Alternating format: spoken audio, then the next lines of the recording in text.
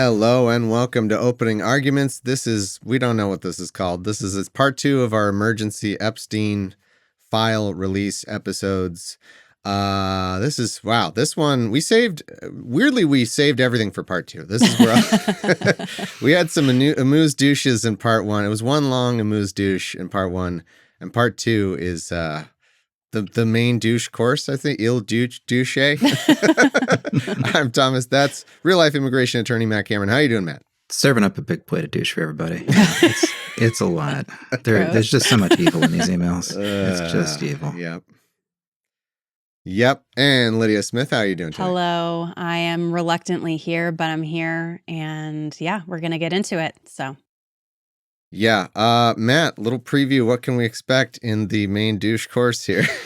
Yeah. We're going to pick up where we left off, talk a little bit about Michael Wolff. But I think for me, the big revelation from all of this, from everything I've seen so far, was how tight Jeffrey Epstein was with Steve Bannon. We knew that they had some kind of relationship, but they're very friendly. We're also going to hit one of your favorites, Lawrence Krauss. We've got some real scummy stuff from him. We kind of figured out that the Lawrence Krauss thing must have been what he was talking about with his friends. Ken Starr, yeah. That's right. I mean, what was it? Ken Starr giving the recommendation. For He's Jed. like, hey, I hear you have a piece of shit in your life is getting canceled. Here's another piece of shit that I'd like to introduce you to. Shit meets shit. Yeah, cancel. I was going to say that about the Steve Bannon and Epstein. Like, that's like, in a horror movie when there's like two big bads and they just for some reason are like drawn to each other or whatever. It's like Jason and Freddy. Like, they just like have to. They're like, oh, oof. I'm feeling a giant evil presence. There's like a tingle in my pants right now for you. Like that's how I'm picturing it. Pretty much. Jeez, Lydia. I'm took sorry. That in a different direction. That's how they probably are together. This is a family program about pedophile rings. Okay, let's keep it above board here. Hey, at least Steve Bannon is over 18. Okay, so like I'm connecting two over 18 people together. Oh. Yeah, I know. Oh man, this is not for kids. Oh man, there's a lot here. I can't believe what Matt just told me before we started recording about Bannon in particular.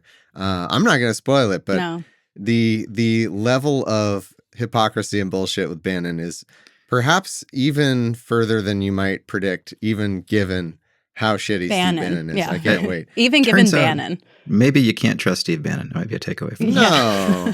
Who knew? Well, what's weird is you can either ultra trust him or not. Because like sometimes, a lot of times he's just plain telling us the evil plans. Yeah.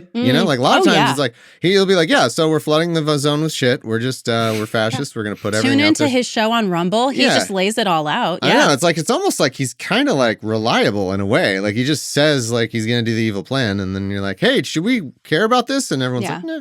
And then they do the evil plan. And everyone else gaslights you. And he's like, oh, how did we not see it coming? So anyway, it's kind of a weird duality of Steve Bannon there. But we're going to take our first break and then we'll get into it with starting with the Michael Wolff ones we left off with on Matt's very nice slideshow presentation that I've learned new technology in order to present. So we'll take this quick break and we'll get to it. Okay, so this first one, what do we have here? Well, note the date, first of all. 10/29/2016. So we're just a few days before the election. Oh, wow. Oh, yeah. This is from Michael Wolff, who, as we discussed last time, not exactly a journalist. I've read a couple of his books about Trump because they're very entertaining, but he's a tabloid kind of hanger-on. And he spent a long time talking to Epstein. He's got hours of tapes with him. And he was very much trying to play both sides with Trump and Epstein here. But this is Wolff offering... this is something obviously a journalist would never actually do, an actual journalist. So you can read what he has to say here. All right.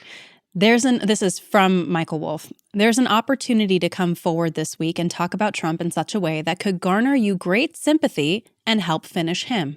Interested? Don't even know what this is about, but you're offering great sympathy to Jeffrey Epstein. Again, many, many, many years when people know who he is.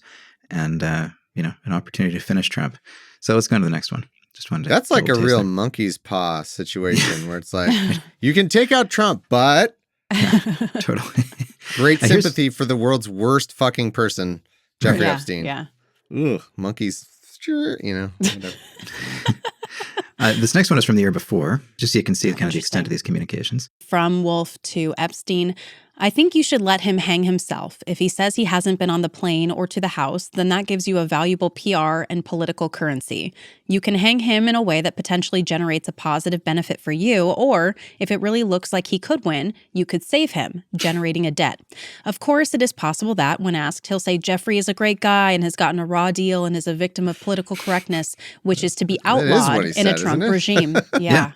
Well, this one's going back a little bit, right? Yeah. 12, Yeah. 16, 15. 15, yeah. Wow. So I'm just showing the relationship here. And I guess this is sparked because Michael Wolff says that CNN was going to ask Trump in an interview about his relationship with Epstein.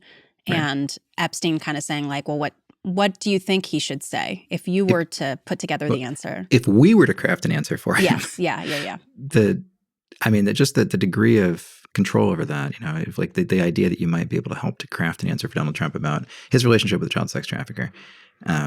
But this, both sides playing that Wolff is doing here, it's really gross. It really says a lot about how he does things. And then we've got another one from 2019. You might have seen about this one, but I had to include it because this is just so bad. Yeah, I do like, by the way, Matt, I do appreciate that you're taking us on a tour of the like somewhat lesser known, but it's like you still have to like, it's like when you go to the show and they're playing the B-sides and they still got to play like the hit, of that one. So we're playing the hit still as well.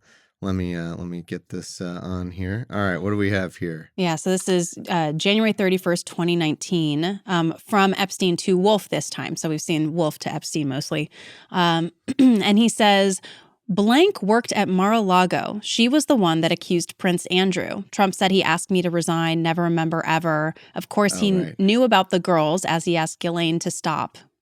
And then... please note, but I don't know if that's actually to his signature or if he wrote that. And we should know, I don't think you said it, but I assume the highlighting is from you searching the database, right, Matt? Or are these actually highlighted words that were in the records? No, we're not highlighted this way. Probably important to say for the viewers. Wolff has defended himself and said that it's normal to ingratiate yourself to sources this way and to talk this way to people. I don't think so. I'm not a professional journalist, but I just don't think this is normal, this kind of communication. Interesting. So that's been his comment in response to these emails becoming public.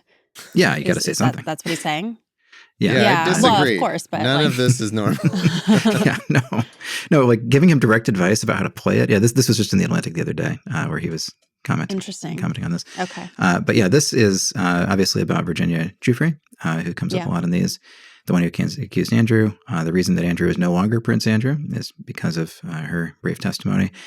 But there's some interesting honesty here in this. There's another place where Epstein insists repeatedly that Bill Clinton has never, and he puts in caps, never been to the island, which is especially relevant because now the Trump administration is saying they're going to investigate Bill Clinton specifically because we got to do something with these emails. I mean, that bleat that I saw really does capture it, where someone was like, it would be the peak of irony if actually Bill Clinton was a total Boy Scout and all this, and it's fucking Ken Starr is the one who's a piece of shit. Yes. Like, God, I wish we could go back to the 90s and just tell everybody. Just like, Ken Starr sucks, man. And like the thing, it's always been hard because not like Bill Clinton is great. He's not. But still, it's like you can't enable weird religious nut jobs who are also hypocrites and shitty in their quest to take down Bill Clinton, even though there was some bad stuff about Bill Clinton. Like, it's just, it's all a mess. Yeah. The whole thing sucks on all sides. Yeah, no, it's but it's interesting because I tend to believe Epstein when he says things like this. Like, I was never a member. I mean, it would be easy enough to prove or not. And I'm willing to believe that Bill Clinton never was actually on the island. He was on the flight logs, but it doesn't seem like he actually went to the island. Never saw Epstein with a bag of golf clubs.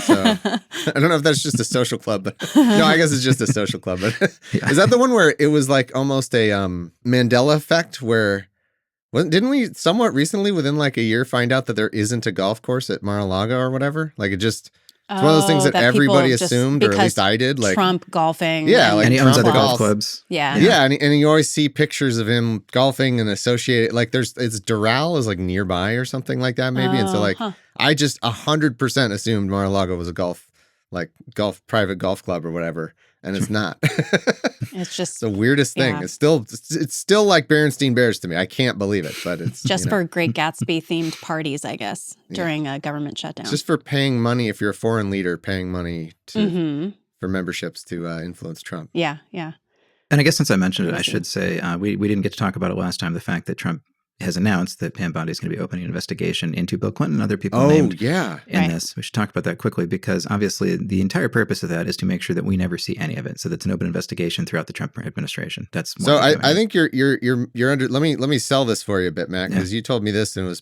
pretty mind blowing. So I thought that was the usual. So the headline is essentially what Trump tells Bondi, which, by the way, once again, just reminding you of a certain tarmac and a certain Bill Clinton, Loretta Lynch. Is that who was? Yeah, like Trump just orders the attorney general to do stuff, right? And that's just normal now, right? I mean, that's just how it goes. Yeah. Okay. It's his Justice Department, right? Publicly ordered. Not like we uncovered an email. It almost probably people would react more if we found an email of it, but now he just does it in the open. Oh, okay.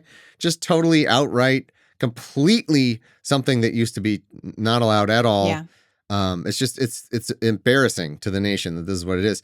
And so he tells Bondi, well, look into this whole Epstein thing, and this Epstein fellow that I'm hearing about, look into him vis-a-vis Democrats, like related to Democrats. Right. And I thought that was the usual just Darvo or whatever, just like every accusation is. I thought it was just that usual stuff. But then you were saying there's actually a pretty devious, evil, bad guy, genius reason that they're doing this. So what's that? Yeah, well, as soon as he opens an investigation, we don't get to see the files because everything relating to Epstein, pretty much is going to be an open and active FBI investigation and DOJ investigation. So they can just drag that out as long as they want, and they've got a good reason.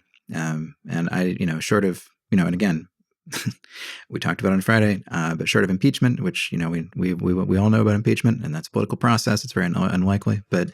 I just want to remind everybody that Kash Patel can be impeached, Pam Bondi can be impeached, Donald Trump can be impeached. These are options, and maybe the pressure will build. I don't know, but when they're clearly doing it for the correct purpose, is it active and open now, or is this kind of like a race to try and just dump everything out before they open up this investigation that they threatened to open up? Yeah, it sounds like they're trying to open it as quickly as possible. So maybe we should get moving on that. Okay. But Congress could beat them to it kind of thing. Well, also, I mean, does that apply to because I know there's all kinds of exceptions for Congress and the ways they can sometimes release stuff and not get in trouble for it. Like, how does that interact with that, man? They're trying to subpoena everything from DOJ, and they're just trying to get everything released. So if DOJ refuses to turn it so over. they could hold on to the DOJ ones, then not release it to Congress. They don't already have all those? They don't have everything.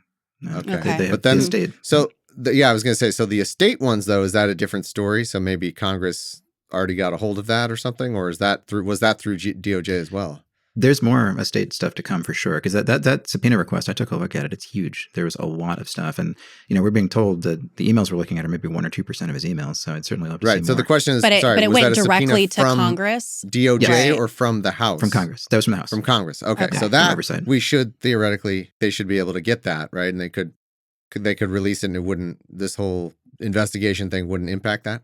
So the Epstein Files Transparency Act, which is kind of what we're hoping in the end game here, would require DOJ to publish all unclassified records, obviously redacted to protect victims, but everything relating to Ghislaine Maxwell, flight logs, travel records, individuals named and referenced, including government officials, in parentheses, in connection with the investigation and prosecution of Jeffrey Epstein. And they're permitted to withhold certain information, such as the personal information of victims and materials that would jeopardize an active federal investigation. So obviously Trump saw that and said, hey, let's just get a federal active investigation going because there hasn't been one. And they actually they closed out an active federal investigation of Epstein's finances because nobody wanted to see that apparently back in July. Really? Yeah. So if we got that going again. Yeah. So you're saying there is no investigation. So those we could get then, or theoretically Congress at the moment. Yeah. Release. Yeah. But that is the easiest and most corrupt way to do this would be to open up a broad-ranging investigation of everybody who isn't Trump.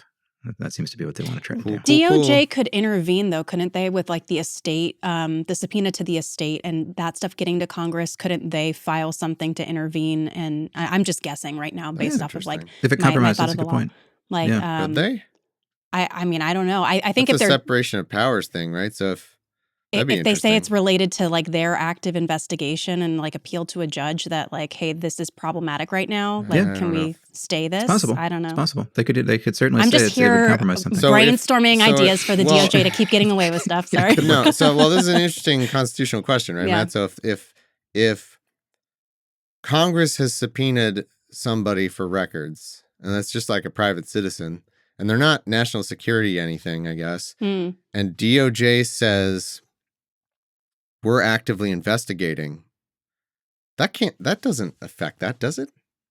I could see that blocking the subpoena, because a congressional subpoena can still be challenged in court. I mean, you certainly could come in as a third party. By DOJ? So like, wouldn't that have a separation of powers issues though? If it's like the executive branch is saying, no, you don't get to have this power.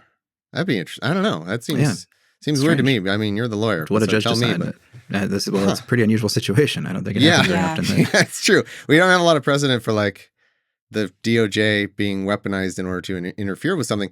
But I just know, like, it's not as though Congress is necessarily, when they subpoena something, that's not them saying we're releasing this to the public, right? No. I mean, they can subpoena stuff that stays private or whatever, it's kind of confidential. Yeah. Sure. So I don't, that's interesting. All right. Well, we'll pin in that, I guess, because that could, I mean, keep it sounds watch. like from what you're describing, that could matter. Let's talk a little bit about Steve Bannon. And we had to do a little detective work here to figure some of this out, because the senders are redacted in a lot of these. And there's been a lot of speculation in the next email we're going to look at about who Ms. Miller is. The initial thought was this might be Stephen Miller, which would be too good to be true, but it's not. Stephen Miller, as far as we know, is not implicated at all in the Epstein files. He's implicated in plenty of other things, so don't worry about that. But this, from what we can tell, when you add up the context of all of this, Steve Bannon was in touch with Jeffrey Epstein a lot. And like in a very chummy way. And before we get to this email, actually, we should watch the trailer for the documentary that he put out. Now, he has about 16 hours of recordings of interviews with Jeffrey Epstein. The original purpose of this recording, as sold to Jeffrey Epstein, was to help rehabilitate him. And instead now, he put out a documentary, or at least a trailer for a documentary, with the word monster in the title. So you can see where that went after Epstein died. So this is the trailer for the movie we haven't seen yet. Epstein trailer? Okay. Yeah, hasn't come out So what you're yet. telling me is Steve Bannon was gonna like put out. Okay, let's see what it came out to. Looks here. Convicted sex offender Jeffrey Epstein inside a New York City jail. We were underage. We were little girls. By the time I was 16, I brought him up to 75 girls. But he was glib, and he lived essentially like he was Eric Weinstein. He was an absolutely terrifying person to encounter. You own an island, right? True. Thank you very much. Two islands, the islands of Dr. Moreau. Correct. Jeffrey Epstein was a billionaire New York businessman whose vast wealth brought an arrogance that knew no limits. He acted as if he could have anything he craved. Reporting the FBI is now looking into how it can interview Britain's Prince Andrew over his relationship. Sorry, this is just cut together archival footage. Oh, there's interview stuff in it too. Public. No, just so far it's like, here's my preview for my documentary, hard hitting. You know, I've got stuff no one's ever seen. It's like, this is from the news, dude. Okay. With Jeffrey Epstein. We're halfway through it. Haven't seen anything from old thinking, but the future is for the way women think. The way women think. Oh, that's okay. Is that not a sop because of all the depravity you've done against young women? And your new sop is that their women's thinking is the future? No, I've always believed that women would be able to take over. I'm a firm believer and supporter of Time's Up. Federal prosecutors said yesterday video of Epstein's jail cell when he made his first suicide attempt no longer exists. I'm Jeffrey Edward Epstein. Have you ever been convicted of a crime? Yes. Epstein got away with his crimes because nearly every element of society allowed him to get away with them. This morning, we're learning new details of the exact cause of death of former registered sex offender and financier Jeffrey Epstein. The greatest threat to people put in solitary confinement is they try to kill themselves. Imagine that.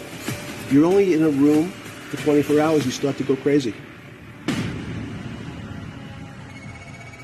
The monsters. Oh, it's him and Jeffrey. Yeah, right. Two monsters. It's like he's starring in it. The monsters starring two monsters. Yeah. So wow, that interview The SOP thing, did he just mean standard operating procedure? Like what SOP? What is that? What do you mean? I don't know. I think I was trying to sounded figure like that out. it's his new like marketing ploy. Yeah, his line, his story, right? I think so. Michael Wolff described these interviews as basically like media prep sessions where he was getting him ready for a 60 Minutes interview that never happened.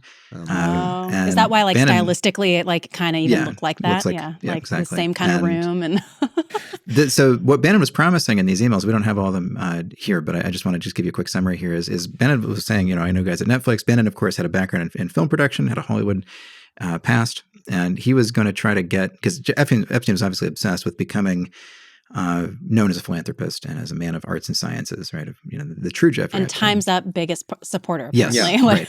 He's a big champion of women. And one of the things that champion of women, is that what you said? I said big champion. Oh, I of thought women. you said pig champion of women. Also that. One of the things that they're talking about is like Epstein throughout these emails with Bannon. There's a lot of back and forth about he's advising him about how to use crypto to help raise money for Trump and for the MAGA movement, and also to plot stuff in Europe. And Bannon is promising that he can help push the culture away from Time's Up and Me Too, and that he can set back like the whole movement a decade or so. What? Because Epstein's a huge fan of that, though. Yeah, he loves Time's Up. He's very much in favor of accountability. Yeah. So here's a little chummy exchange. This is a very interesting one. This one, or did we the Miss Miller one, or did we do this? Yeah. Oh, okay. So we think this is with Bannon. So this was Bannon at now there was this is the iTunes email, by the way. Right. Yeah. Send her jeeiTunes@gmail.com. Boomer email. Here, I'll get that back in the screen just for fun. Oh, good times. jeeiTunes.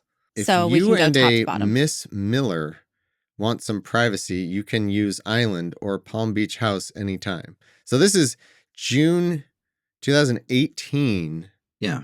To who? We don't know who this is to. So this is probably Steve Bannon. There's some thought that this was Emily Miller, a Trump person that he was in touch with at the time. There is also some thought that Jason Miller might have been involved in some of this, who, of course, is one of the worst people in the Trump administration. But I'm not going to say that for sure. I'm just going to move on with that. But yeah. But this is actually about, this is Steve Bannon. These because he's also talking about ABC Jason interview. Miller?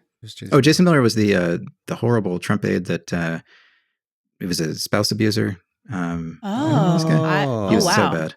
Yeah. But I don't. I was like, there's no way Matt's getting Stephen Miller's name wrong right now. Well, I mean, I wouldn't put it past Matt, but no.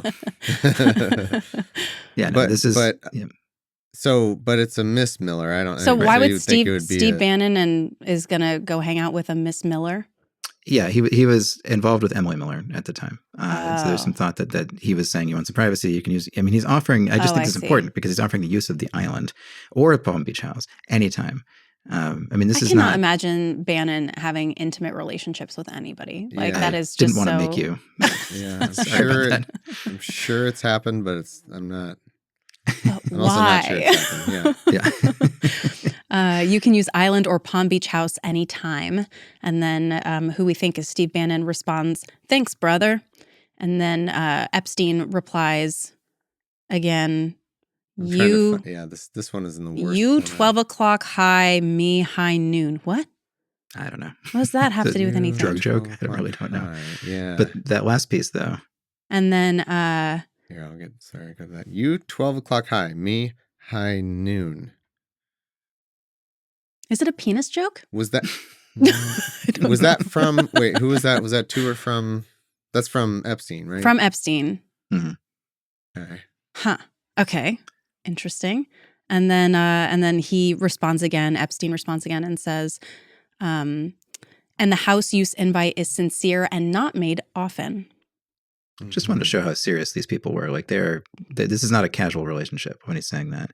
I don't think he actually offered the use of his Palm Beach house very much. I think he used the island as kind of a bargaining chip, like we saw even with somebody like Al Suckle, who's basically a hired gun for him. But yeah, just an interesting sort of look into this relationship. Now, there's way too many Bannon Epstein emails to get into, but they're going back and forth about all kinds of stuff. And like they're plotting it, some stuff at the highest levels. We'll see some of this in a minute here. Okay, so this one, what do we got here? Always good advice. Ignore Dershowitz. You can work down from the top here. message, ignore Dershowitz. So 4/10/2018, sent from Epstein. Epstein. 4:09 in the morning. Do we know who? Do we think this is Bannon still? We think this is Bannon still, yeah. Oh, okay. So he says to Bannon, ignore Dershowitz. Bannon, I think, responds, he is going to be the next lead lawyer. And then Epstein responds, I hope that is a joke. Oh, that's and good. You can get on to the next one there. His former lawyer, too, right? Like Epstein's former lawyer, and he's like, I hope that's a joke. Does he in mean April 2018? I'm not sure. Does he mean attorney general? Yeah, when did Bill Barr come in? He was nominated in December 2018. So they were looking for a replacement for Sessions at that point. So that really could be. Yeah, it might be about attorney general. Oh my God, can you imagine if Alan Dershowitz was attorney general? You can imagine? I think, there is a worse timeline. In this world in which we live, yeah, I can. I just like just what we know about him with the pierogies and everything now, and just like thinking who we about actually got as attorney general, though. Like, there is part of me where I feel like it also would have been funnier, like if Dershowitz was attorney general. Yeah, like, just again seeing his pierogi meltdown. Investigate this pierogi vendor and Martha's Vineyard. I think bring the weight of the federal government down. There might have been more joy with Alan Dershowitz attorney general than Bill Barr attorney general. So, that's for but sure. Bill Barr did push back eventually against Trump, right? And I don't think that would have happened under Dershowitz. So, who knows? But yeah, that's crazy that he did. Yeah, but it looks like this conversation continues, though, right, Matt? If we go to the next slide. Oh yeah, it does. Okay. Joking about Dershowitz. Okay, and then the sender, who we think is Bannon, says, not a joke at all. And then Epstein says, okay, but you know the truth. Ooh. Okay, interesting. That he didn't keep his underpants on? Yeah. I'm guessing. Allegedly Bannon responds, everybody except Trump knows this is a joke. That kind of makes sense. Everybody except Trump knows this is a joke, because I feel like Dershowitz is the kind of exactly like TV lawyer person that Trump would think is like, he's a lawyer I've seen on TV, so that's got to be attorney general. So like that kind of all fits. Yeah, I don't know. Yeah. And then we get a very bizarre message at the bottom here. Call if you get a moment. Nothing urgent. Crypto. Kerry. Qatar. Sessions. Oh, well, Jeff yeah, Sessions? then there you go. I think that might be. Yeah. That might be a clue. Was that like way late? Let's see. When was that? Oh, no, it was just later that day. Same conversation. Yeah, a couple hours later. The time zone is. Wow. Crypto, Kerry, Qatar. I imagine sending emails like that. I send messages to Lydia like that. Hey, call me, crypto, Qatar, Jeff Sessions. Next AG. Stuff. Yeah. Pick up some milk. Weird. Yeah. Not urgent. Very strange. Now we got something that's yet a different format. What's going on here? So we got some iMessages. This is about, so you might remember how much Steve Bannon hated Jared Kushner and the way that they had this ongoing feud. I forgot about that. And so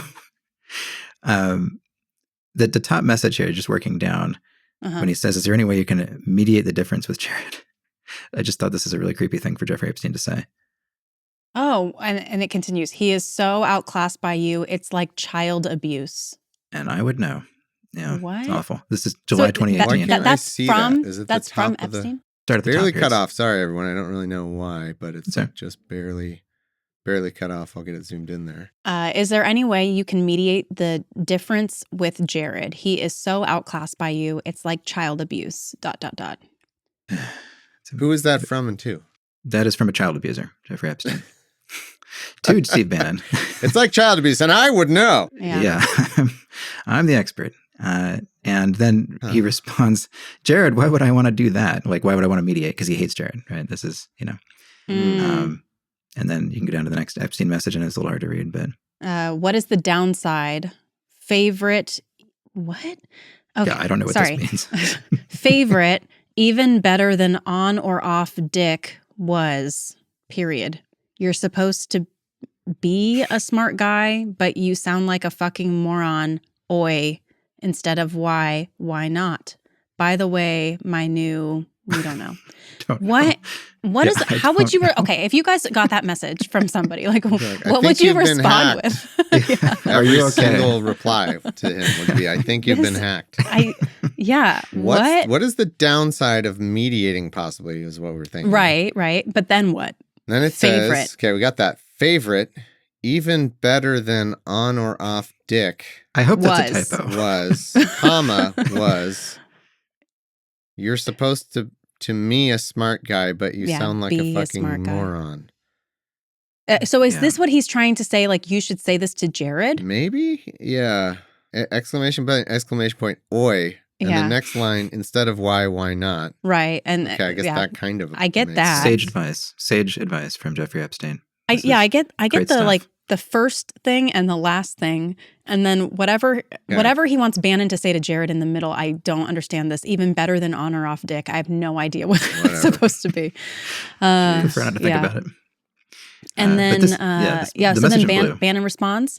Mm-hmm. To do that shows that DJT is center of gravity of this movement and not me. Will never do. They are transitory figures. The DC game is to succumb to that. It's why I never did before joining campaign. I could have been the Trump whisperer years ago, avoided on purpose. Very interesting insight there from Steve Bannon. That he thinks very he's bigger calculated. Than Trump. Yep, Mm-hmm. yep. He doesn't want to touch himself that much. At least he thinks the movement is, but he probably thinks him too. Mm-hmm. Yeah. He's definitely full of himself, that's for sure. And then he follows that up with, Jared is the idiot son-in-law, always dismissed as that. Interesting. Who is that? That's from Bannon. No, that's from Bannon to again. Epstein again. And then Epstein responds, agree on all. I have no views on the third act. I only would like to see him less afraid of you. Who? See Jared less afraid of Bannon? Yeah. It's interesting. Or Trump less afraid of me? And then Bannon responds, I want him more afraid of me. More in all caps. Okay. Sounds about right. Third act presumably being post-Trump. Maybe? I don't know. We're in the first Trump administration, right? So yeah. Who knows? Third act. Just thought this is maybe he's saying I don't have any views on what should end up happening from mediating this whole relationship. It's just it's for some why does he care? Why is Epstein so involved in this? Yeah, it makes me think he had some kind of involvement with Jared, who was doing business with all kinds of people, right? All kinds of money. Otherwise, it'd be really weird. I mean, step aside from this impossible to read language. Yeah. What is undeniable is this is Epstein emailing Bannon, trying to resolve an interpersonal conflict between Jared Kushner and Bannon, right? Yeah, and this can't be philanthropy. This can't just be because he cares about Jared Kushner. I refuse it would to believe be that. Bizarre if it was that. Yeah, well, what role did Kushner have at the time there? Oh, he was mediating Middle East stuff, right? Was they were way involved in the first turn. And I mean, he had like several roles. He had a bunch of roles, Middle East envoy or whatever, Middle East peace envoy. I don't remember when that was, but the point is, I do remember there was a slight, I'm remembering, I think there was some slight conflict between Kushner and Trump, but I guess that wouldn't matter. So it's Kushner and Bannon. Mm-hmm. Why does Epstein, that is really weird. Do we get any other answers, Matt, in these emails? Like why does Epstein care about Jared Kushner and Bannon's frenemy situation? Like social interactions or at least work dynamic interactions. That's weird. So you got to figure either Epstein has some connection to Kushner or just has an interest in the goings on of this fascism regime and wants to make sure it's smooth sailing. It's just weird. I can't think of what this would be. Fortunately, fortunate for him, Jared Kushner was not stupid enough to email Jeffrey Epstein directly. So, that we know of. Yeah. We know of. It hasn't been released anyway. Yeah. What about Jared Kushner's dad? I feel like that would be the more the more likely thing. Oh, that's interesting. Prison buddies. Yeah. Maybe there's something there. Interesting. I don't know, but that's just weird. Okay. Yeah. There's another exchange I didn't include. I just wanted to mention very quickly, in which Epstein helps arrange a jet for Bannon and then asks him, how does it feel to have the most highly paid travel agent in history?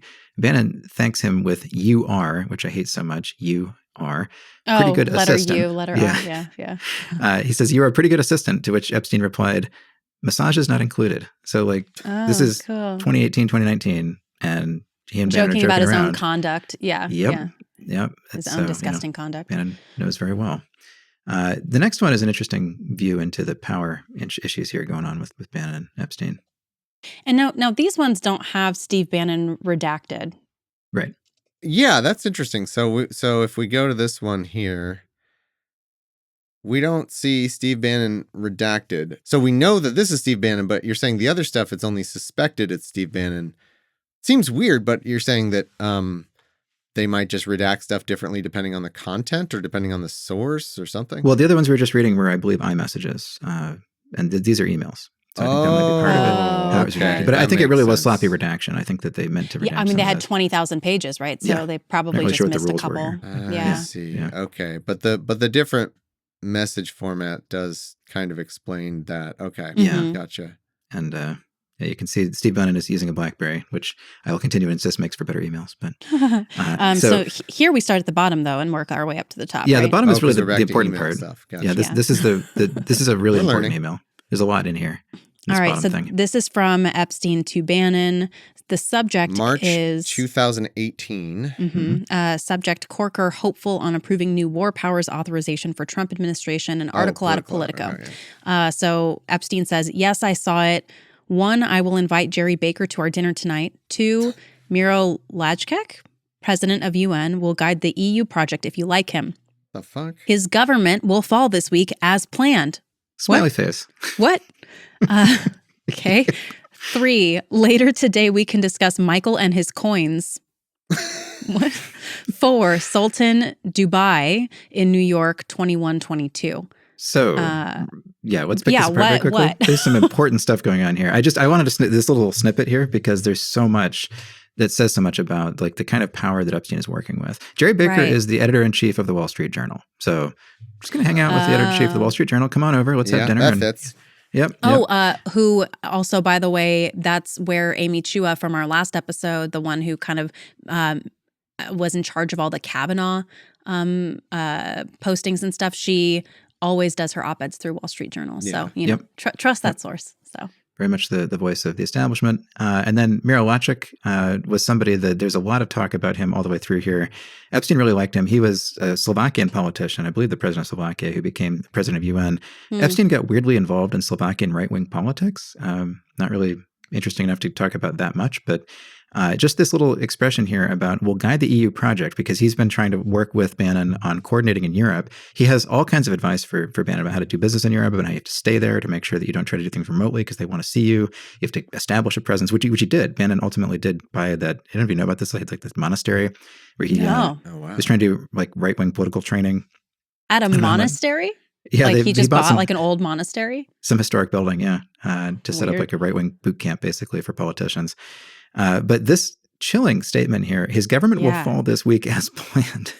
Smiley face. I thought you said he liked this Miro guy. Yeah, he liked him for, I don't know, different. I mean, again, the same way that these predators like anybody, right? They're just useful. So he liked him, but his government will fall as planned. Yeah. Unless it's saying now that his government will fall, he'll be free. It's like, he's looking for work. His government's going to fall. Right. Is that what it means? Like, I don't even fucking know. He was the Minister of Foreign Affairs. UN? What does that mean? His government will fall. So the does that mean the Slovakian government? Like it's not like not the UN government. He's involved in it. It's just his country's government that he's not currently in will fall.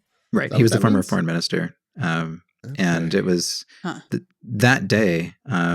The president accepted the resignation of the Prime Minister Robert Fico. I had to look that up. Wow. And this was actually over mass protest over murders of journalists. So, oh wow, yeah. So I mean, again, it was predictable. It wasn't like he was pulling the strings on the fall of the Slovakian government. Yeah, and it could have been as planned by whom? Not necessarily. But it's I mean, again, just to throw this in there for conspiracy theorists. Jeffrey Epstein was a member of the Trilateral Commission and the Council on Foreign Relations, both of which figure heavily into conspiracy theories. Just a very influential guy. There's just no question. Like he had his fingers on a lot of pies. So I just think it's worth mentioning. I would argue you can't be influential when you email like this. Nobody. Like, what could you influence? Yeah. Like, someone could send me an email like this, and I'd be like, I can't do anything with this. Well, that's why Peggy in the last episode, she was like, yeah if you fix your grammar, right, get back to me. Fix that statement, I'm happy to help. Right. Weirdest thing ever. Yeah. But, just this little set of items. Yeah. The Sultan of Duabi. Wait, but Michael and his coins. What's Michael and his coins? So they do talk about Michael Cohen a lot. I don't know if Michael Cohen is trying to get a crypto coin going. That made me think it was Michael medallion? Cohen. Oh. I don't know. That doesn't make sense. Would you call that coins? I mean, I don't know, maybe. And his coins. That's all I can think of. But they do talk about crypto a lot, so. It could be crypto. Yeah, it's probably crypto. But it could also still be Michael Cohen. Freaking crypto. Interesting. Okay. And so then Steve Bannon responds, what time is dinner? Do you want me to come over beforehand? And then Epstein responds, sure, dinner 7, come at 6. And Steve Bannon responds, done. So they had dinner later that night. And now we know their social calendar. Editor-in-chief of the Wall Street Journal, because, why not? Right. Yeah. Jerry Baker. Yeah. Cool. So just a little taste there. And there's another one where he promises he can stave off Time's Up for a decade. It's just like all this stuff. There's a lot. But I thought he loved Time's Up. So how does that work? What's this? Are we going to the next one? That has. Oh, you're saying there's another one that you didn't include. Yeah. There's so much stuff here. I'm just referencing some things I've seen. No, I know. I'm just trying to make sure I'm on the right one. This one is a quick note about the Acosta thing. They were very concerned about Alexander Acosta, who, of course, was the U.S. attorney who had negotiated the plea deal. He ended up having to resign as labor secretary under Trump once it came out that he was the guy who had negotiated and finalized the sweetheart deal for Epstein. Right. Yeah, okay. Right. So this is an interesting chain here with Reed Weingarten, who was very influential defense attorney who worked on Epstein's matters. And then Roy Black is also in the chat. Roy Black was apparently going to represent him at trial. Roy Black is a very well-known defense attorney and was going to represent him if he went to trial in the Florida case, which he didn't, of course. But interesting here note from Weingarten, I thought. Okay. He sends the story. So Epstein sends Weingarten the story from Politico about, them looking into Alex Acosta's stuff. And Weingarten responds, I know I just saw that and almost threw up. Also have to decide today whether or not to take Flynn.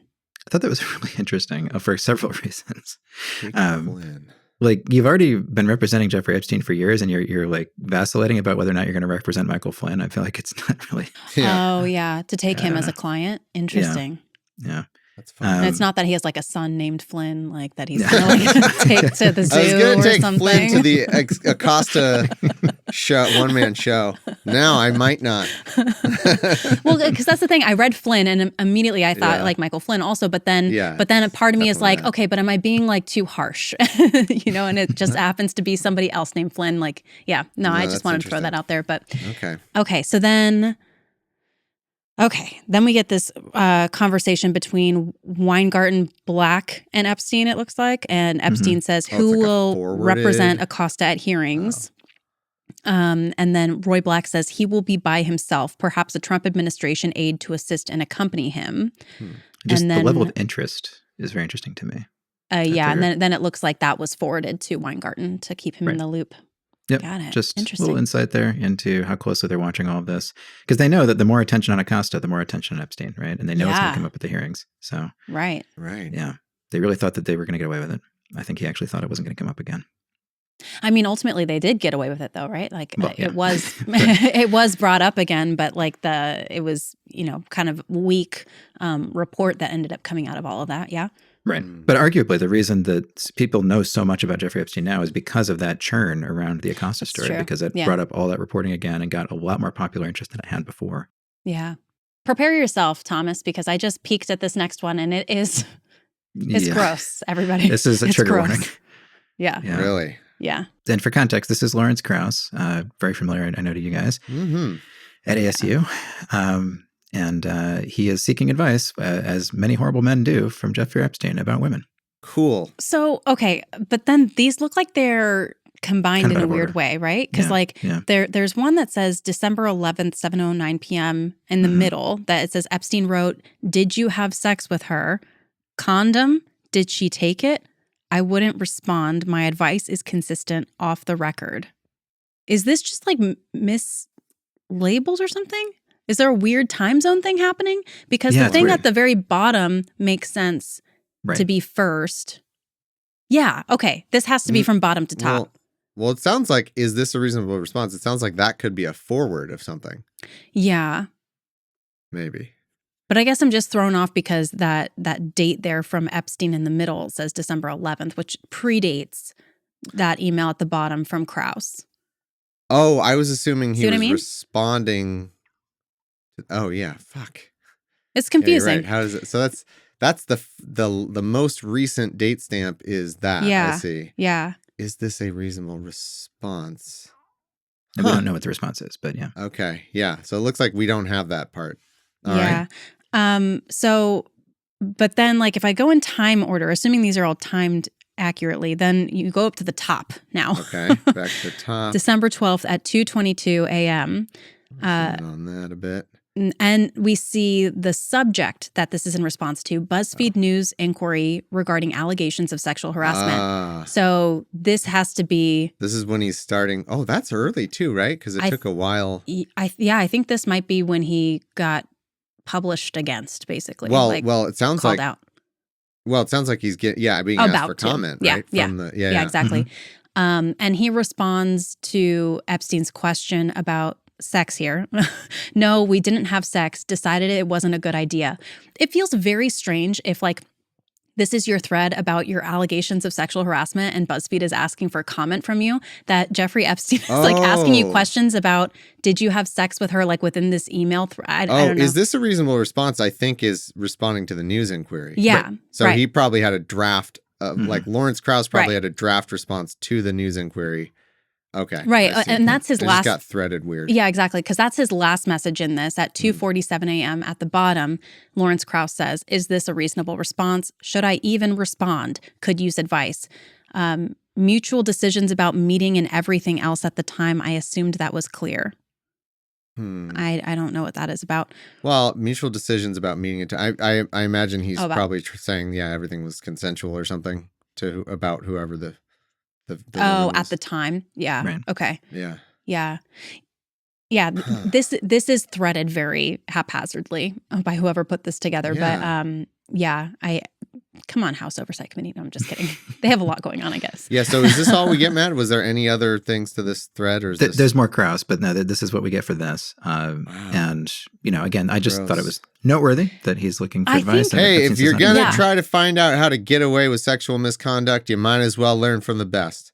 You might as well go to the Pai Mei of getting away with sexual misconduct. But you would think like if you had an ounce of self-reflection or humility or anything, like you'd take a second to reflect on who am I reaching out to for advice in this moment when I'm being accused of sexual harassment? I know, my pedophile friend. Like that seems like... I'll be honest. I mean, I think he's going to someone in his life who he knows has dealt with this kind of thing. Yeah. And he's like, hey, you have experience with being accused of stuff and all that. I don't know. I feel like you should go talk to a lawyer. Just like you know. Well, who did Ken Starr end up connecting? It was Jed Rubenfeld from Yale. Is that to Lawrence Krauss. That is a lawyer, right? Or a law but not professor. in a legal context, I guess. Yeah. Yeah. Legal scholar. Yeah. All I can remember from that time is whoever Lawrence Krauss's wife was at that time, I don't know if still is, was just going off on people in comment sections about this, like defending him, like everything was consensual. He's, we're all adults kind of thing in a way that was like weird. It was like, I mean, already that's weird, but it also was like the language and everything was like, this looks like a kid or something. It was just weird. She was like, or like a super boomer, I remember the language being just bizarre. The whole thing was disturbing and I wanted to stop knowing about it as soon as I could. we had just met him like 7 months before this. Yeah. At a conference. Well, and we had met him and he was instantly one of those people who, because I was a big fan of Lawrence Krauss. I loved his talks and stuff. I'm just super interested in exactly that kind of, astrophysics stuff. Yeah, and the like science that. Communication, like he's really good at it. Theories of origins of the universe and everything. Well, the Origins Project is what he was the director of. Just all that stuff was so interesting. He was getting pretty big at that time in the science circles and the skeptic circles. And we went to this event and his talk was pretty good. And then after, it was one of those things where I wanted to, talk to him. And it became clear that he was like, there are those people, and I don't know if everyone else is like me, but sometimes you meet someone and right away I was like, oh, he's one of those people who has had enough to drink where I'm not talking to him. Like he just can't, he wasn't there, you know? And I have pretty, like I cut people off easily with stuff like that. Like I just don't want to, I'm not, you know, like, ugh, I don't want to be around. So I was like, oh, can't talk to you. Never mind. And that was kind of the extent of the interaction. And it was like, oh, okay. Once this came out, I was like, well, that kind of fits. Like if already he was at like the after mixer thing at the conference, and it was at the venue. It wasn't like this wasn't like a fifth location, you know, like all night drinking kind of thing. It was like the hotel bar. The hotel bar that was right next to the hotel venue that it was, like literally just walked out the door. And I don't remember what time that was, but it was like not that late. And it was like he was already just ugh, it was there were some he's one questionable interactions too, from what I recall. And so when it came out, I was like, "Yep, that all fits. Yeah, that all fits perfectly." Well, if you'd like to have a little less respect for Lawrence Krauss, we got a fun misogynist joke on the way out. Ooh, that's going to be hard to do, Matt. Let's see if we can have less respect for Lawrence Krauss. I didn't want to leave on the disgusting one. I thought we should have something a little lighter. It's still awful, but and this one is going from bottom to top. Bottom to top, yeah. Yeah. So is this the men of that one? The right one. Okay, Here we go. All right. So starting from the bottom, this is April 5th, 2018. So post BuzzFeed News article release, I imagine. Let's see. Epstein forwards from Tina Brown. The Women in the World Summit opens April 12th and runs through April 14th with a power-packed agenda of remarkable female newsmakers sharing their stories of male misbehaviors. Okay. Confidential agenda enclosed here. How did he get that? I guess Tina Brown. And agenda, yeah. Lawrence Krauss. What is this? Lawrence Krauss responds, enjoy. Oh. Well, I don't know that this was necessary after. What was the date that thing came out? Posted February 22nd, 2018. The BuzzFeed News article. He became a celebrity for putting science before God. Now Lawrence Krauss faces allegations of sexual misconduct. You know, it's just stories of male misbehavior. So Jeffrey Epstein thinks my buddy Lawrence Krauss will enjoy this. He follows up 8 hours later. When Epstein hasn't responded. Still seething about it? Yeah, he's still thinking about it. Oh, yeah, from Lawrence Krauss to Jeffrey Epstein. Let's do a Men of the World conference. Kevin Spacey, Bill Clinton, Al Franken, Woody Allen. And then I'm guessing that's his signature, but it's but it's funny. But it adds Lawrence Krauss to the list. Throw him in too. Let's do a Men of the World conference. Kevin Spacey, Bill Clinton, Al Franken, Woody Allen, and then it says Lawrence Krauss. Telling himself intentionally. Yeah, man. So there you go. Yeah, just the worst people. Yeah, I wonder if that's like based on the women that were actually there. If he's saying they're like, there's something wrong with them. Oh, it's Hillary Clinton. Oh. Ronan Farrow. Oh. But point is, Men of the World Conference featuring the worst people. Yeah. Okay. Why didn't Jeff Epstein get listed on there? Like, just add him there. So he's talking about. Not? He's saying. I know. He's talking too. I know, but like, let's do it. Let's do it. I assume let's do it means they'll be the keynotes. Okay, gotcha. Wow. Cool, Krauss. Awesome. Did I ever play for you the clip of Krauss defending Epstein? Did I ever play that for you? No, that seems appropriate. Have done that, yeah. Oh, it's not an actual video. It's just, I thought it was a video. I remember conversations pretty well, but I don't remember what they were.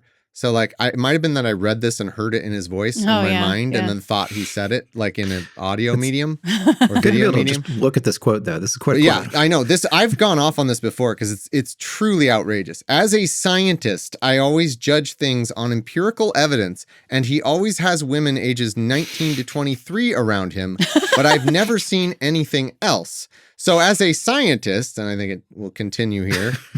Wait, maybe. Oh, there is a video. Okay, sorry. No, maybe we do get a video version of really it. Really good to dwell on that language, though. Yes. Do you solemnly swear the testimony? Oh, well, now it's going into deposition. Okay, I think it's just. It was just like contrasting that quote with. But yeah, he always checked the IDs of all the ladies around. Yeah, exactly. Yeah. 19 to 23. That's a very specific age. Well, and you have to say 19 also, because if you say 18, it's like, okay, no, there's no way. Like she looked 18, but no, 19. Yeah. He not only defends him, he uses his scientific clout to defend him by casting it in those terms. Like, as a scientist, and he's a scientist with credibility because he does all these universe talks and stuff. And it's like, That was so disgusting. Like it's one of the worst ways you can even defend Epstein, and that's saying something, because using scientific credibility as a scientific leader to try to defend him is just disgusting. That should be the last time you get to say as a scientist again. You would hope so. Yeah. Anyway, while tying that out, I don't see if there's a longer quote anywhere, but you get the gist. Yeah, that's awful. So we've got our favorite person, Megyn Kelly, who always has a good chill take. These women who were grown-ups when they met Jeffrey who's this? Epstein. Hold on, who's this? Do we know who this is? News Nation host. Does she suck? Hun, do you know who this I is? don't have background on her. Oh, okay. But someone else who sucks too. Talking about themselves like they were children at the time. To me, that's really off-putting. It's kind of a slap in the face to the actual victims. They always care about Virginia the actual Giuffre aspect victims. where there was just lie upon lie upon lie. Like the idea that this is kind of something that's going to bring Trump down with his own base, with the other side, I just find it to be all so sordid. That's what's Moreover, Jeffrey Epstein, there are countless numbers of women, young women, who were brought into his houses and to his island and paid for, quote, a massage with a happy ending, for lack of a better term. I mean, countless numbers of women. And he did like them young. And there were several young women who he did this to who were minors, who were underage. There's just no question about that. That is a true fact about Jeffrey Epstein. But Good night, everyone. That is not a true fact about Donald Trump. Oh, and okay, if Donald Trump allegedly liked the barely legal type, we would know, Batya. We would know. We know virtually everything about the man's sex life, unfortunately. Well, didn't he say he likes them we young? We would know if he had a penchant for the super young girls at this point. Like, he ran the Miss Universe contest. Like, and we yes, know we that heard a story about him possibly going backstage into the dressing room. Yep. Good, you got that. At least once. Not great, not particularly shocking, given how Trump was when he was younger. But it's not shocking, guys. That's okay. If we expect him to be a horrible, shitty pedophile, then it's not shocking. That's the thing. It's only newsworthy if it's shocking. If it's a new, different thing, that's the problem. Women come forward to say, "Me too," on Donald Trump molesting them or having paid for sex with them when they were barely legal or otherwise. It just hasn't happened. Yeah, in fact, at that same press conference, the lawyer for a group of the women actually said Jeffrey Epstein would prey upon women when they were underage, true and disgusting and horrible. And then the lawyer said, and when they came of age and he was no longer interested in them, he would then pass them on.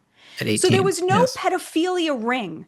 There was a pedophile who did unspeakable things to vulnerable girls. And then he used and then they would service age out of Jeffrey Epstein's pedophilic interests, at which point he would then start to pass them around to his friends, meaning that there were no actual just crimes sex trafficking by anybody beyond. There's no pedophile ring. No, that's still a crime. There's a pedophile and then a bunch of friends who were getting massages at that point from women who were no longer underage. This is from the lawyer at that press conference. So I think that kind of dispels a lot of the salaciousness of the story. People are like, where is the justice for the victims? No. The justice is one of the people who did unspeakable things to them died in prison, and the other one is still in prison. So they got their justice. And the whole ring idea, I think, has been wildly blown out of proportion for these political reasons. I don't know about ring, but there are definitely a couple of very well-connected people who have not been brought to justice. I'm not going to repeat the names here. So now you have to maintain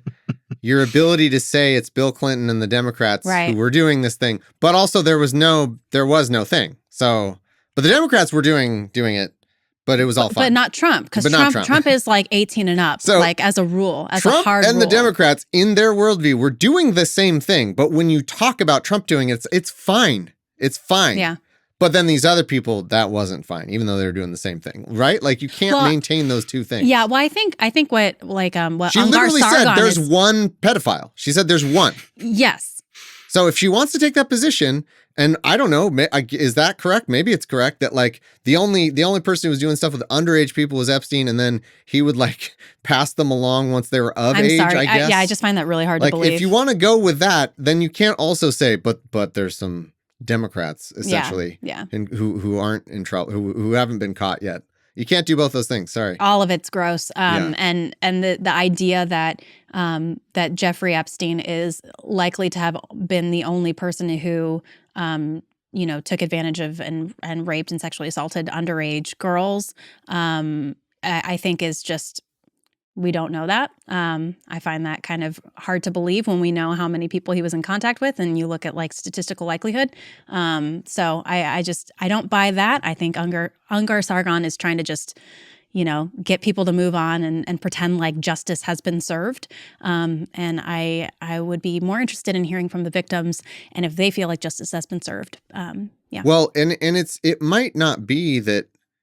Like there's more than one thing that happened here that was wrong. It wasn't just underage people. It was also non-consensual behavior. And there have been accusations against other people that, and I think, Matt, you might have mentioned someone took him back, after possibly death threats, or maybe there's some sort of settlement or something, but like those exist. And those are still crimes. Yeah. Yeah. And like possibly, I mean, I guess we can't maybe prove anything right now, but I'm like, if the evidence showed that Epstein's the only one they have proof of doing stuff with underage girls, I would believe that just because it is the kind of thing that, like, I doubt, like, it's not often that pedophiles work in tandem with other pedophiles. You know what I mean? Like it's usually that kind of criminal is like an antisocial thing. I mean, I guess it's a different thing, but like, I'd be willing to believe that if the evidence showed that, I guess is what I'm saying. But that's not necessarily the same as saying there wasn't any non-consensual stuff with people who were very young, but maybe not technically underage, right?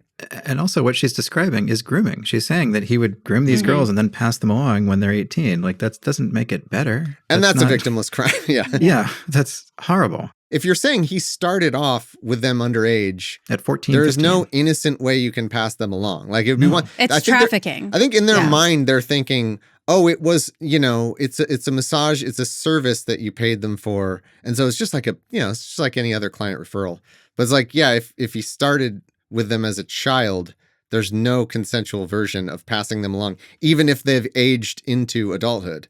Yeah, the whole thing is gross. I do also just want to say, like in terms of pedophiles being kind of like a solo endeavor, usually it's because like they're considered to be a pariah of society, right? Right, yeah. Jeffrey Epstein was not considered a pariah of society. Fair. People were like actively enabling him and whitewashing his behavior and trying to like make excuses all the time. They included him in events when they knew there were going to be people there at risk. So I'm just saying that's why if the evidence went there, I would be willing to believe it. But I don't know. I like from all we've seen. I mean, and we never know if we've seen everything. The conspiracy theories haven't totally panned out with a lot of it, and I think that's hard because there've been so many of them. Yeah. That it's like, okay, well, this didn't pan out. This didn't pan out. But I guess it doesn't mean like there aren't a few that panned out. And even if that's a very low batting average, that means there's still some really gross stuff that people got away with. But I think it's tough because, like, when I've seen skeptical people taking a look at all the evidence, like in the Ghislaine Maxwell case, when the line was, oh, who was she trafficking these people to? It's, well, to Epstein. Like, the evidence showed that it was to him. And so in that sense, it's like, well, I want to push back on this idea that there was this vast pedophile ring and nobody was held accountable, because that doesn't seem to be true. There doesn't seem to have been like a vast network of pedophilia that just somehow only one person got in trouble for. But that's not the same as saying there's nobody else that could be implicated. So it's kind of a tough thing, because it's like, depending on who's pushing the conspiracy theory, it's like you want to push back in some ways, especially because they're trying to say it's Hillary Clinton and the cheese pizza and the blah blah blah, and you're like, okay, there's no real evidence of any of that kind of crap, But also there is evidence of Trump and possibly our favorite lawyer, maybe, like, there's allegations against other people that are not necessarily proven out, or there's questionable things about them in terms of, were they forced to kind of take their word back, or are they not, so like there's other stuff, but there's not like a big pedophile ring, right? Or am I wrong? I don't, that's my understanding of the evidence based on what I've seen.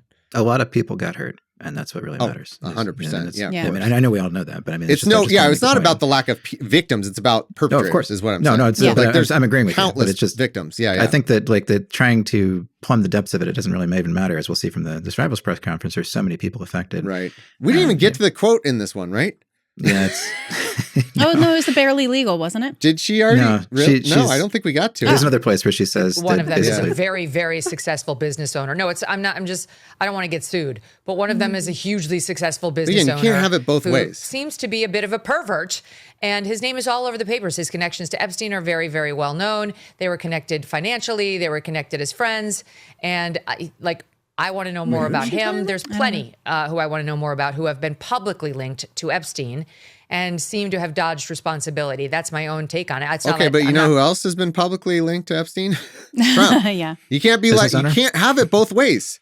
She totally dismisses the Trump thing, but with all the same arguments that would work for whoever the fuck she's talking about, right? Yep. Referring to secret names only I know. I'm talking about names that are in the paper, but again, without hardcore proof, you shouldn't say their names because you don't know whether they're true. But people know the names. We've heard them many, many times. Anyway, I do think there are some who are so well connected or did such a good job of hiding their tracks that they'll never be facing. Oh, but not Trump.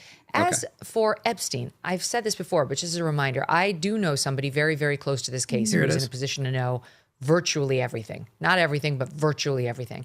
And this person has told me from the start, years and years ago, is this Dershowitz? That Jeffrey Epstein, in this person's view, was not a pedophile. This is this person's view, who was there for a lot of this, but that he was into the barely legal type. Like he liked 15-year-old girls. And I realize this is disgusting. I'm definitely not trying to make an excuse for this. I'm just giving you facts.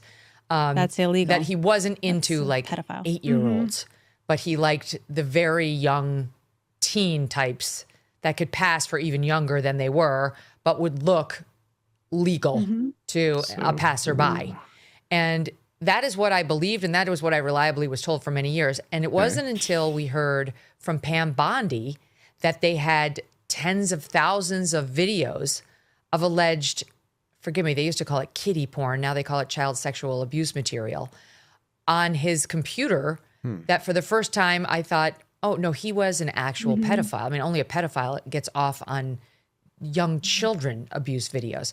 She's never clarified it. I don't know whether it's true. I have to be honest. I don't really trust Pam Bondi's word on the Epstein matters anymore.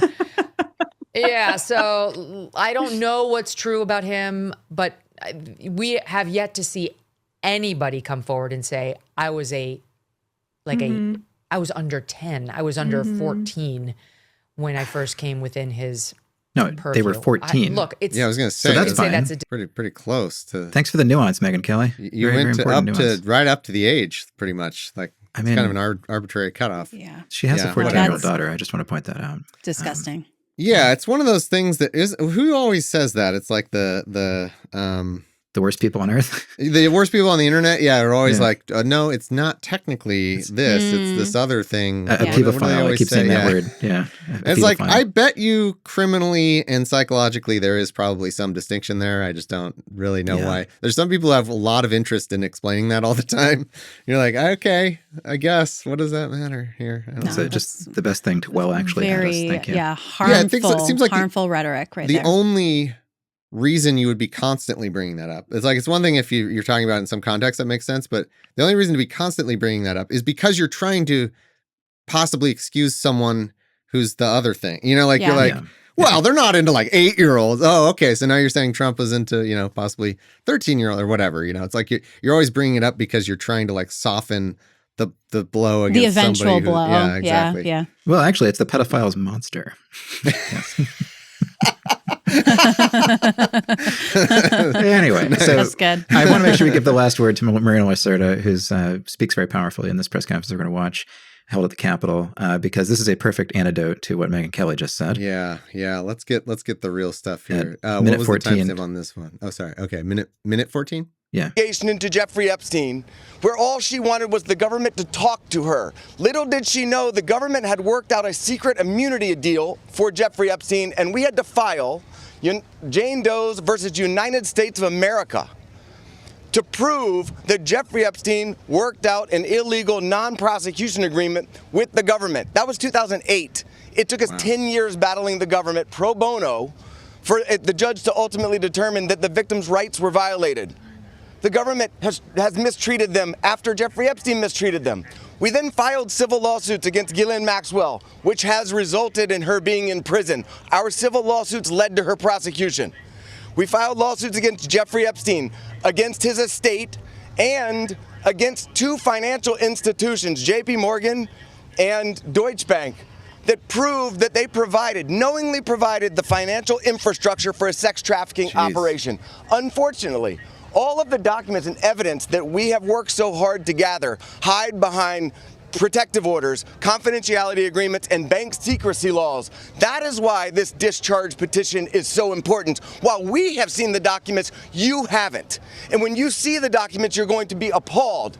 And the American people deserve to see everything. When you sign this discharge petition, it should mean nothing is off limits. That means the documents in the possession of the CIA should be made available. Those in the possession of the FBI going back decades should be made available. The SEC, financial records in the possession of FinCEN should be made available.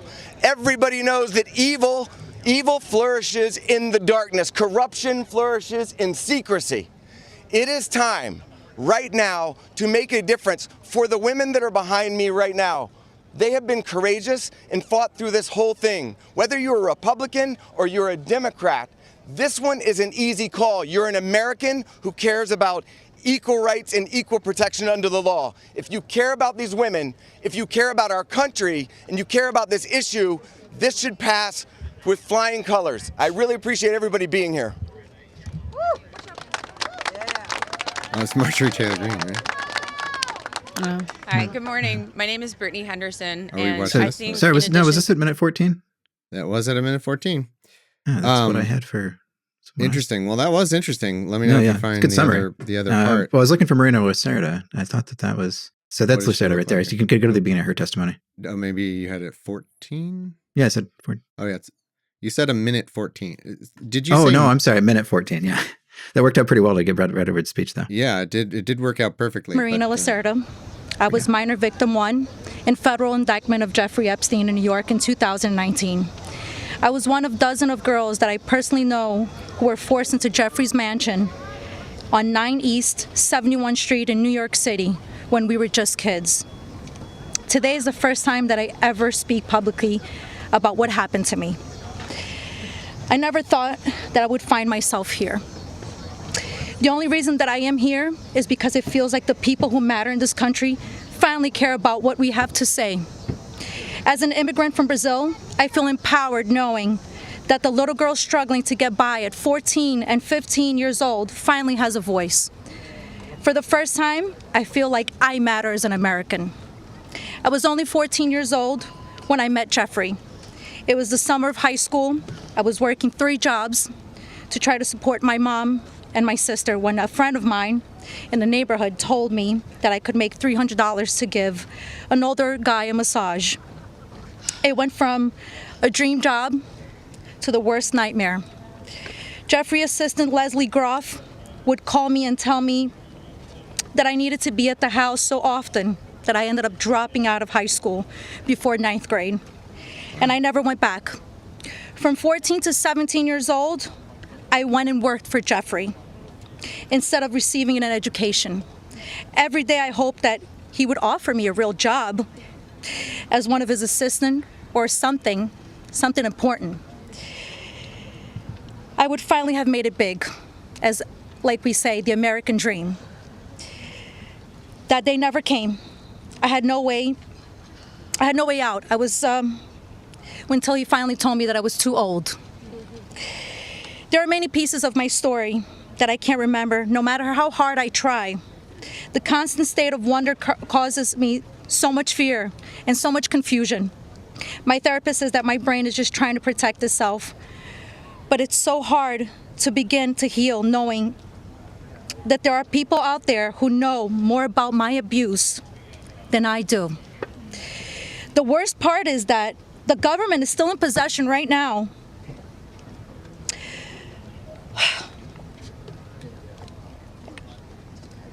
of the documents and information about that could help me remember and get over all of this maybe and help me heal.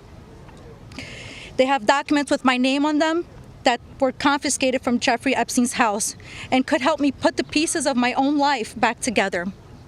But I don't have any of it. And I know the same is true for many of these women.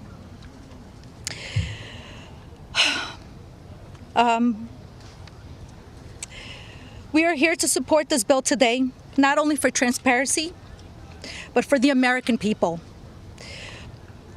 But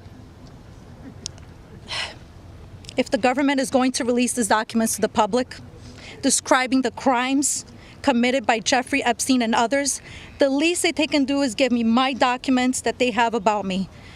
The other survivors deserve the same respect from our government. While our identifying information must be redacted to the public, it is equally important to provide the victims themselves with unredacted information. I will never forget when the FBI agent showed up in my door in 2008. Jeffrey Epstein hired a lawyer to represent me, or more like to represent him, I like to say. I couldn't ask any questions, and I had no idea what was going on. I was terrified. Until today, I think most of us are still terrified. I thought somebody was going to kill me. I thought something was going to happen to my sister or my mother. It went further out to even maybe thinking something would happen in Brazil with my family. And then one day, the lawyer said that everything was just going to go away, like nothing happened.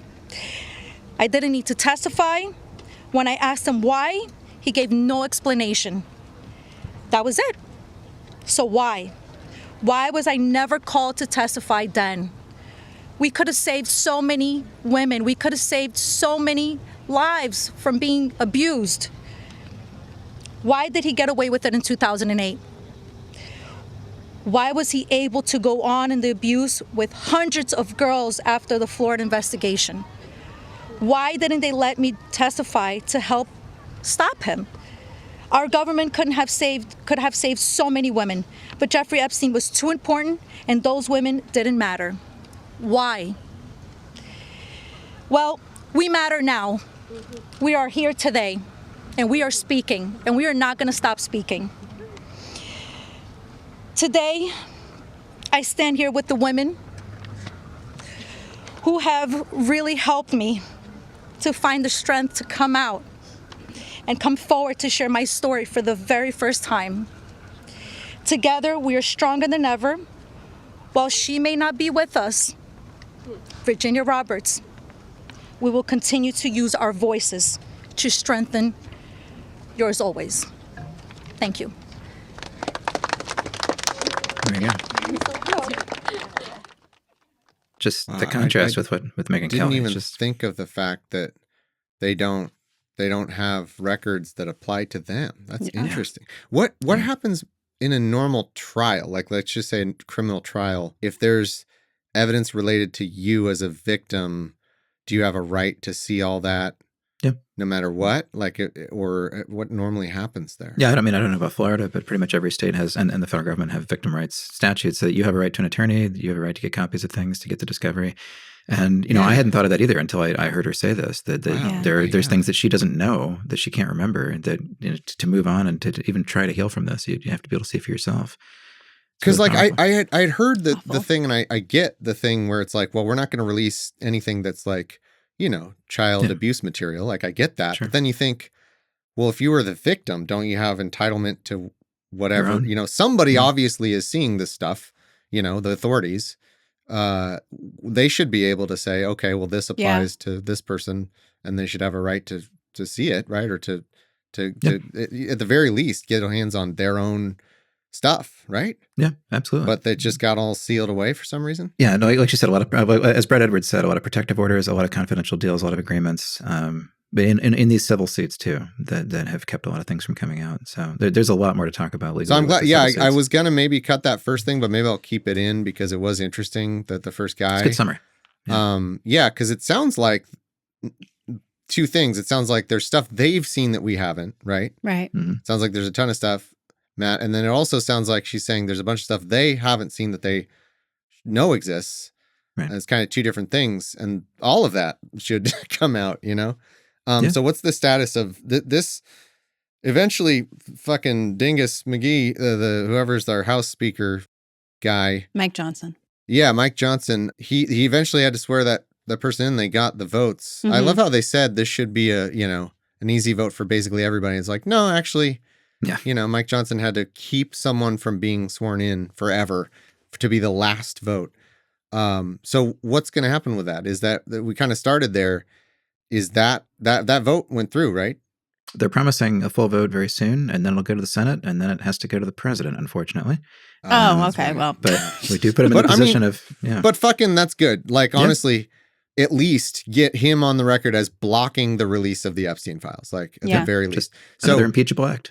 Does the DOJ thing we talked about at the beginning impact that process? Yeah, maybe he'll sign off on, releasing whatever they can release other than, because it says in the Epstein bill, and the one that that the discharge petition covers, that it doesn't cover open investigations, right? That they don't have to release that. So I see. So it's maybe even he can worse. sign it.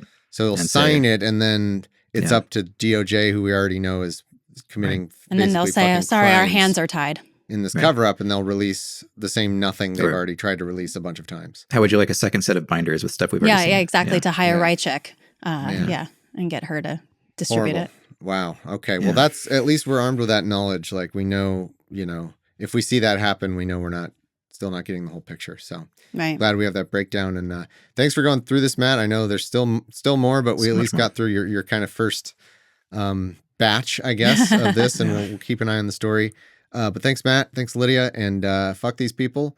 And I just keep harping on it. I mean, this really is still getting to Trump. Like, this, it hasn't gone away. It's been a long time that this has been among the top stories. It felt like Trump got a bit of a reprieve for some reason, like for a minute, and then now we're back. So that's good. Keep it up. Yeah. And he's fully lost Marjorie Taylor Greene as of now. So, which is like it's so weird to me. You see Marjorie Taylor Greene this footage, and you're like, all right, you know what? Fucking in this day and age where we need everything we can get. Thank you, Marjorie Taylor Greene. I guess I don't know. Well, and to bring it around to Steve Bannon, he promoted QAnon and was happy to use QAnon for years, which told everybody, including Marjorie Taylor Greene, fully bought into it, that there's this network of people, abusing children, and here she is coming to the truth. Yeah. I don't think he's getting away from this. I don't think he's getting away from it. I don't know if there'll be actual consequences, but he's not. At the very least, Trump is not getting what he wants. He's not getting all of MAGA papering over this with him. He's not getting that. I mean, it's bad enough that he had to call a meeting in the Situation Room, right? I mean, like the Situation Room invite is Boebert to it, right? exactly. So it's bad enough that it's at that point. It's a situation. I guess. It is now officially a situation, an impeachable situation. Yeah. Unreal. Keep the all pressure. Right. Yeah. Reminding Congress that impeachment exists and they should use it. Please. Yeah. Thanks, everyone, for listening, viewing. Thanks, Matt. Thanks, Lydia. And we'll keep an eye on it, and we'll see you next time. Yep. All right.